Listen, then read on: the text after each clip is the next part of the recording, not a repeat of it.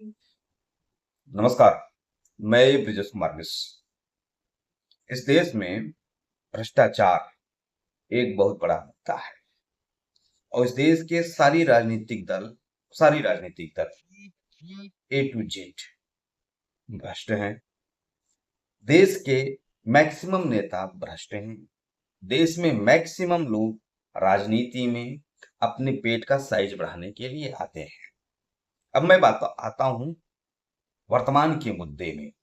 कल महाराष्ट्र के सोलापुर से एक वीडियो वायरल हुआ जिसमें अवैध खनन को रोकने गई एक आईपीएस अधिकारी अंजना कृष्णा को कौन धमका रहा है? डिप्टी सीएम, उप मुख्यमंत्री अजीत पवार धमका रहे हैं।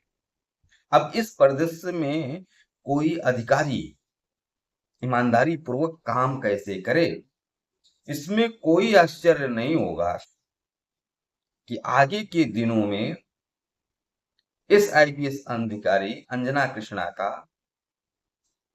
भ्रष्ट नेताओं के इशारे पर या फिर भ्रष्टाचार कराने वाले लोगों के इशारे पर ऐसी तैसी कर दी जाए, वो कहीं की न रह जाए।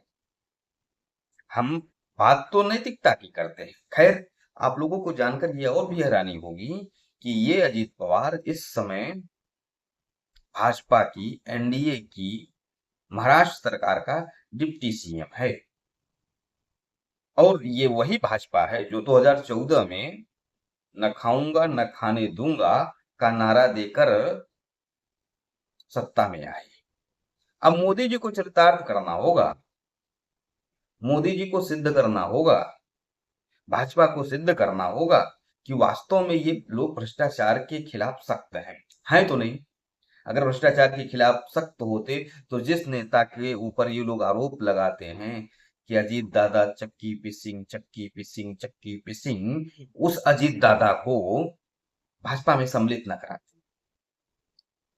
ये इनका चाल चेहरा चरित्र इससे ही स्पष्ट हो जाता है कि भाई हमाम में सब नंगे हैं और भ्रष्टाचार की जो क्या कहते हैं गंगा है, ये अपमान हो जाएगा गंगा का कि भ्रष्टाचार को ये लोग नेता लोग गंगा मानते हैं। उसमें सारे नेता पवित्र हैं मैक्सिमम, और सारी राजनीतिक दल। अब मोदी जी किस मुख से कहेंगे ईमानदारी की बात? देश को तो उनको जवाब देना होगा ना कि ये कैसा ना खाऊंगा ना खाने दूंगा है।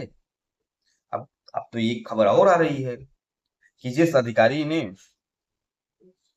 वो खनन रुकवाया उस अधिकारी के सर्टिफिकेट की जांच की मांग की जा रही है। मैं कह रहा हूं कुछ भी हो, उसका सर्टिफिकेट चाहे जैसा हो, लेकिन उस अधिकारी ने ईमानदारी का काम कर रही थी और वो ईमानदारी का काम न कर पाए, अवैध खनन रुकवाने गई थी, अवैध खनन चलता रहे, इसलिए महाराष्ट्र का डिप्टी सीएम फोन करता है,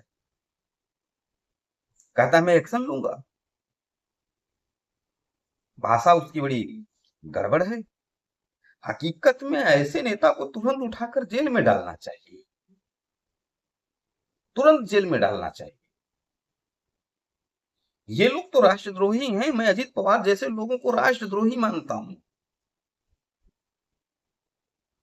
जो कल का ऑडियो क्लिप वायरल हुआ है उसके पास ये लोग राष्ट्रद्रोही हैं।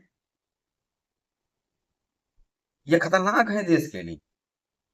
इनको तो जेल में होना चाहिए, लेकिन ऐसा कुछ होगा नहीं क्योंकि कोतवाल तो हम ही हैं, डिप्टी सीएम तो हम ही है। और ये घटना यह सिद्ध करेगी कि भारतीय जनता पार्टी ईमानदार है या भ्रष्ट है।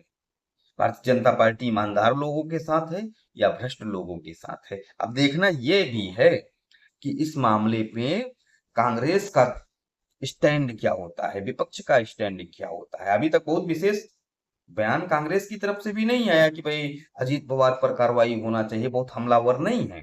इसलिए भी नहीं है क्योंकि ये लोग भी वही हैं, भ्रष्टाचारी ही हैं। और अभी कुछ दिन पहले ईमानदारी की बात हो रही थी, पीएम सीएम रिमूवल बिल आया था सदन में, नैतिकता की बातें हो रही थी। अब न जाने कहाँ नैतिकता भारतीय जनता पार्टी वालों का चला गया।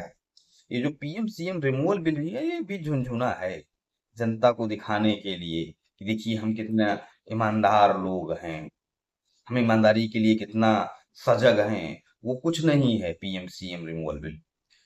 ऐसा तो नियम नहीं बना ना कि अजीत पवार ने दिया बयान, उसकी जांच हो, 1 महीने के अंदर में जांच हो और इसके ऊपर तत्काल बैन हो। 1 महीने के अंदर में जांच करके अजीत पवार को सलाखों के अंदर डाला जाए। ऐसा तो कोई नियम नहीं बना ना।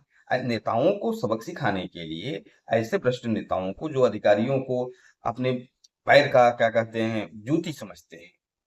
रियलिटी यही है कि नेता जो अधिकारी हैं, आईएएस रैंक के अधिकारी हैं, जो मेहनत करके सत्ता में पहुंचते हैं, उन्हें अपने पैर का जूती समझते हैं। ये इस देश की कड़वी सच्चाई है।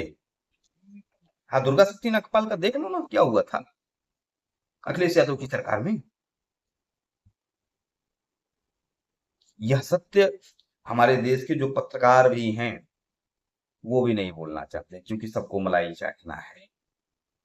और हम बातें करेंगे राष्ट्रभक्ति की, देशभक्ति की, ईमानदारी की, पत्रकारिता के चौथे स्तंभ की। तो इन सब मक्कारों को हमें पहचानना होगा। धन्यवाद।